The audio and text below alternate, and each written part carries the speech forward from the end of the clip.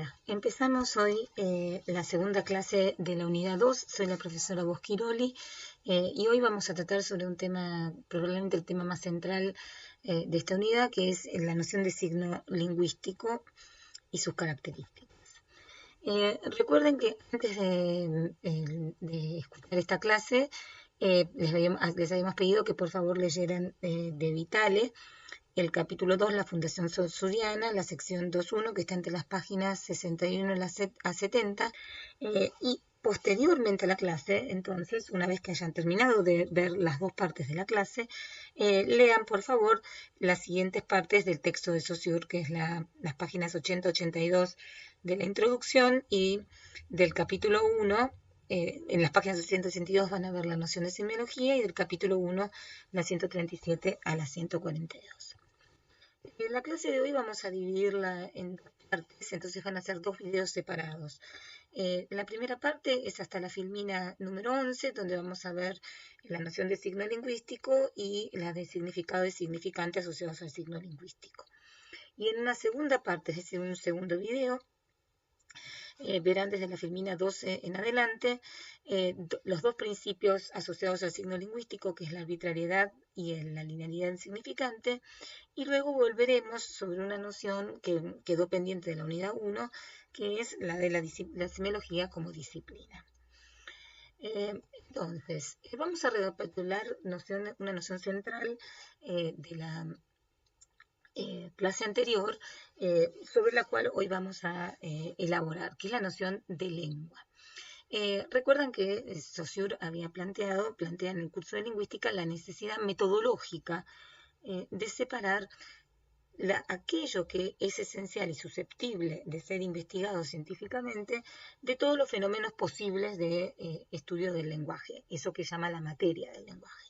Entonces, para usar el verbo que se usa en el texto, deslinda de ese conjunto de fenómenos un aspecto, una serie de características que él describe como homogéneas, a los que llaman lengua. Y de todo lo que dice sobre la lengua vamos a rescatar los aspectos que nos son muy importantes para la clase de hoy. Él dice, la lengua, si tenemos que caracterizarla en cómo es, en qué es, dice, es un conjunto de convenciones socialmente adquiridas.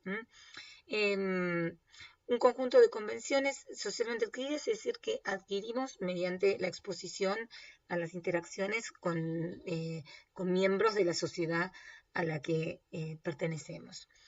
Esas asociaciones, esas convenciones son unas asociaciones psíquicas, que sobre la cual volveremos, que son de carácter mental. Lo que hay que recordar es que lo que él opina, lo que él sostiene, perdón, no opina, respecto de estas convenciones es que lo que compartimos socialmente son las asociaciones mentales vinculadas con, digamos, que son resultado de las palabras que se usan socialmente. ¿Y por qué dicen que son de carácter social? Porque todos compartimos básicamente las mismas asociaciones, a grosso modo, o un conjunto muy grande de asociaciones. Entonces, el problema central de este capítulo es justamente caracterizar esas asociaciones que nos permitirán acceder a lo que es la verdadera naturaleza de la lengua. ¿Cuáles son las unidades que componen la lengua y de las cuales está integrada? Lo que tienen en común, y que vamos a ver hacia el final que Saussure sostiene que estas unidades de la lengua son lo que tienen en común con otros sistemas similares a ella.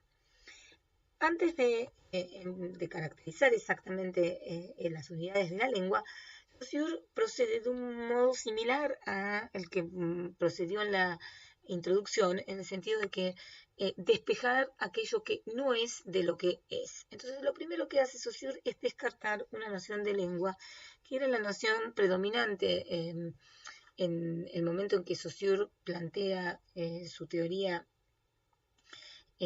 sobre la lengua y el signo lingüístico, que es la noción de lo que él llama lengua como nomenclatura.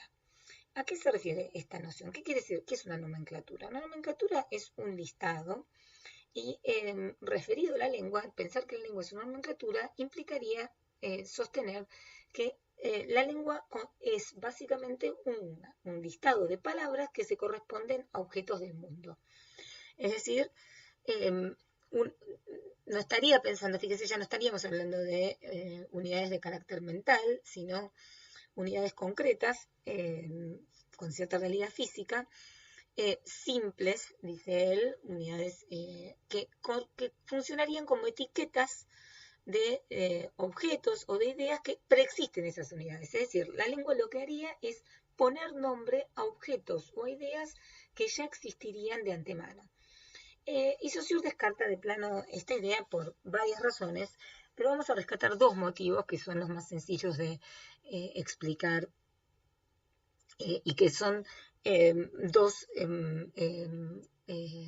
razonamientos recurrentes en el texto de Saussure, que es por un lado las diferencias entre lenguas. Si las lenguas fueran con listados de etiquetas que se corresponden con objetos preexistentes, entonces todas las lenguas deberían nombrar los mismos objetos o los mismos conceptos, porque esos objetos o conceptos existirían independientemente de la lengua de que se trate. Y entonces, por ejemplo, si observamos una simple comparación con otras lenguas conocidas, nos demuestra que no es así, que existen unidades o palabras distintas para nombrar realidades distintas o la misma realidad. En castellano, para hablar de esos seres vivos, esos seres que viven en el agua, que tienen aletas y, y cola y branquias y que pescamos para comer, hablamos por un lado cuando están vivos de peces y cuando están muertos de pescados, es decir, diferenciamos el objeto vivo del objeto muerto. Sin embargo, en inglés, tanto el vivo como el muerto, o sea, o tanto el vivo como el comestible, se lo denomina fish. ¿Qué quiere decir? Que indicaría que los objetos no preexisten, que es la lengua la que decide si se lo va a tratar como un único objeto, como dos objetos o de distinta manera. Por lo tanto, el hecho de que entre las lenguas haya maneras distintas de nombrar una misma realidad y de nombrar una misma realidad, indicaría que obviamente no podemos hablar de la lengua como nomenclatura y que esto no sería básicamente lo esencial del lenguaje.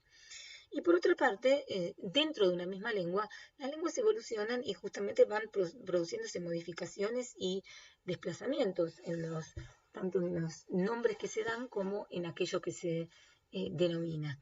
Y esta evolución de las lenguas, como vimos con el caso de Insuperable, que digamos la lengua evoluciona fónicamente, evoluciona también en las cosas que nombra o deja de nombrar,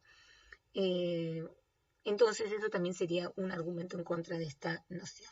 Entonces, descartada la noción de la lengua como nomenclatura, en el sentido de pensar la lengua sobre todo como un listado de palabras correspondiente a cosas, volvemos a cómo caracterizó en el circuito de la palabra Saussure aquello que correspondía a la lengua. Y si recuerdan, en ese circuito, y acá estoy reproduciendo el diagrama que se presenta en el curso de lingüística general para representar esto, fíjense que cuáles son los elementos centrales, incluso en el diagrama, y cuáles son los marginales.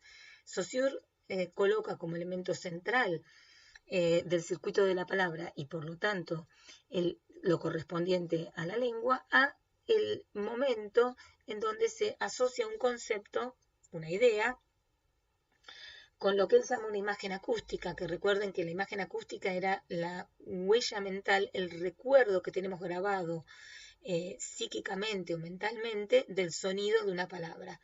Eso que si nosotros pensamos, como dice Saussure, pensamos en voz baja, pensamos sin pronunciar, asociamos, y lo podemos hacer porque asociamos el sonido, el recuerdo del sonido que tenemos grabado, y le decimos recuerdo porque es lo que está almacenado en la memoria, a un concepto. Entonces, esa asociación que se produce tanto en la producción, cuando en un circuito de la palabra, como en la recepción, es decir, por eso esto está representado circularmente, esa asociación, dice Saussure, eso es la unidad de la lengua.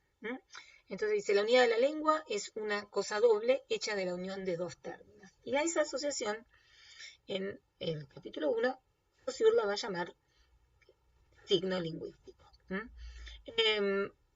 Fíjense que para ejemplificar, los discípulos de Saussure dan un ejemplo del latín, porque recuerden, bueno, era frecuente en los cursos de lingüística hablar con latín, y quizás el ejemplo es engañoso porque asocia lo que vendría a representar el, es la imagen acústica está representado como una palabra escrita y lo que vendría a representar el concepto está representado como un dibujo. Pero esto es simplemente una manera de tratar de representar gráficamente un fenómeno que es psíquico, ¿sí?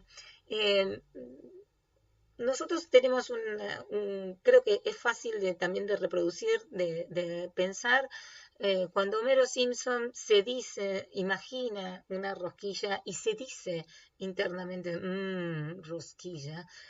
Quizás eso nos permita reconocer a qué se está refiriendo Saussure cuando habla de la asociación mental, o asociación psíquica de un concepto y una imagen acústica. Entonces, es el signo lingüístico. Un signo lingüístico es entonces un fenómeno, una entidad de carácter psíquica, mental. Biplánica, dice él, de dos caras, porque es esa asociación mental. Justamente si es una asociación, es el resultado de asociar un concepto con una imagen acústica en la mente. Previa o posterior a quizás un acto de enunciación. Eso es irrelevante para Saussure, para la definición del signo. El signo es aquello que tenemos todos los miembros de una comunidad lingüística depositados en grandes cantidades en nuestras mentes y que son lo que posibilita el habla, pero que son diferentes del habla. Saussure dice que estos dos términos tienen un carácter solidario y lo demuestra mediante, digamos, lo tratan de representar gráficamente mediante las flechas. ¿Por qué? Porque esto es central en la teoría de Saussure. No existe concepto sin imagen acústica. No es posible pensar en conceptos independientemente de su asociación a una imagen acústica que lo constituye en signo. Y al mismo tiempo, por lo tanto, no hay ideas libres no verbalizadas. Las ideas, los conceptos lingüísticos son conceptos pensados en términos de la imagen acústica que la asocia. Y del mismo modo, no existen imágenes acústicas si no están asociadas con conceptos. Son interdependientes. Saussure dice, se reclaman recíprocamente y no tienen existencia independiente. Se reclaman quiere decir que se suponen. Por lo tanto, no existe uno sin el otro y tampoco existen independientemente, existen en tanto partes del signo. Para dar un ejemplo, entonces, ¿a qué nos referimos con un signo? Si pensamos un signo como, y acá en este ejemplo estaba representado algo que explicitamos en las guías de trabajos prácticos, que es que cuando hablamos del signo completo, vamos a representarlo gráficamente mediante cursiva. Cuando hablamos del significado, vamos a representarlo entre comillas, ¿sí? Y habitualmente lo pensamos como una serie de rasgos o de características que componen ese significado.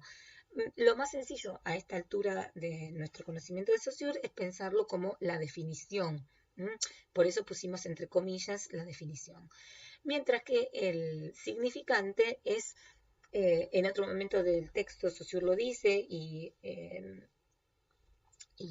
Vitale lo recupera, el significante va a estar señalado entre barras, ¿sí? Entre barras en diagonal, y en realidad representa lo que Saussure llama fonemas, que son las representaciones mentales de los sonidos que componen una palabra. Hay un sistema de fonética universal que nosotros estamos usando vagamente, estamos usando acá, no tienen que reconocerlo, pero esta escritura extraña en realidad es el sistema fonético que representa los sonidos de la lengua independientemente de cómo se escriban. Entonces, si pensamos en el signo casa, en realidad el signo casa está compuesto por el significado de casa, edificio donde habitan personas, asociado al significante casa, que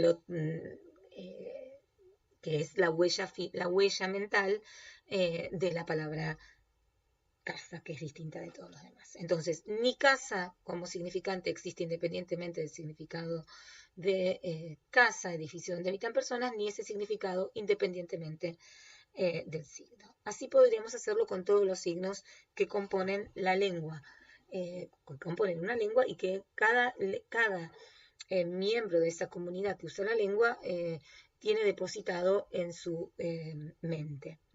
Ninguno en forma completa, dice Saussure, porque dice él, la lengua está completa solo en la totalidad de los miembros y nadie conoce, nadie tiene almacenado la totalidad ni usa la totalidad de los signos de una lengua. Entonces, una cosa metodológicamente muy importante que hace Saussure en ese mismo capítulo es decir, bueno, los términos concepto e imagen acústica pueden llegar a ser ambiguos y un poco vagos y restrictivos porque solamente se refieren a la lengua. Entonces propone reemplazar, y esto probablemente lo hace en distintos momentos del curso, recuerden que eran cursos que Saussure dictaba, propone reemplazar concepto de imagen acústica por nociones, por los nombres, por los términos significado y significante. Es decir, en lugar de concepto pasa a hablar de significado y en lugar de imagen acústica de significante. Las nociones siguen siendo las mismas. El significado es el concepto de un signo, la parte conceptual del signo. El significante sería la imagen acústica del signo. Pero ¿por qué reemplaza estas terminologías por esta otra? Tiene un sentido metodológico, pero también teórico muy importante. Por un lado, significado y significante tienen la misma base que signo. Entonces permiten mostrar, dice Saussure, de manera gráfica el vínculo entre las tres nociones. Signo es la unión de significado y significante. El significante es la contraparte del significado. El significado es la contraparte del significante. Y así se definen. Se suponen, fíjense que los términos se suponen recíprocamente como las nociones que nombran, es decir, significante y significado dependen de signo y a su vez uno depende del otro. Y además esto es central para Saussure desde el punto de vista metodológico, que es una terminología exclusiva de la teoría, no se confunde. Fíjense que hasta este momento veníamos diciendo, bueno, el problema que tenemos con el término objeto, con el término materia, con el término signo, es que son también palabras del lenguaje común y de distintas teorías. Objeto ya vimos que lo utilizaba Peirce y que lo usamos en el lenguaje común con otro sentido. En cambio, significado, significante y signo, así como están propuestos por Saussure, son exclusivos de esta teoría y no se confunden con las palabras del lenguaje común. Pero además, como vamos a ver en la próxima parte de la clase, son términos que pueden aplicarse a otros tipos de signos. Cuando usamos de imagen acústica, solamente estamos hablando de los signos de la lengua hablada, ¿verdad? Cuando hablamos de conceptos, es un término de la filosofía y de otras ramas del saber. En cambio, significado, significante y signo pueden aplicarse a distintos sistemas de signos aparte de la lengua. Entonces, esto explica por qué significado y significante es interesante tenerlo en cuenta para poder entender los conceptos. Y por otro lado, una cosa que quiero destacar es que signo y palabra no son nociones equivalentes, ¿sí? A pesar de que muchas veces en el texto aparezcan como equivalentes, pero nosotros tenemos que tener muy claro que cuando hablamos de palabra, cuando se habla de palabra, lo usa en el mismo sentido que lo usamos en el lenguaje corriente. La palabra es una entidad que tiene sonido y que usamos para referir a cosas. O sea, la palabra es una unidad del habla, en cierto modo. En cambio, el signo es enteramente psíquico.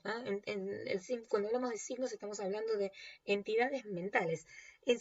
Saussure dice, es la representación mental de la palabra. Es aquello que nos queda grabado y depositado mediante la exposición y el uso de palabras en las mentes de todos los miembros de una comunidad. Por eso es social Por eso parece paradójico que sea psíquico y social mentalmente, porque uno pensaría que lo psíquico es lo individual. Sin embargo, lo que dice él, lo que dice Saussure, lo que sostiene es que es de carácter social porque todos los miembros de la misma comunidad están unidos por esas asociaciones. Muy bien, con esta filmina damos por terminado la primera parte de la clase.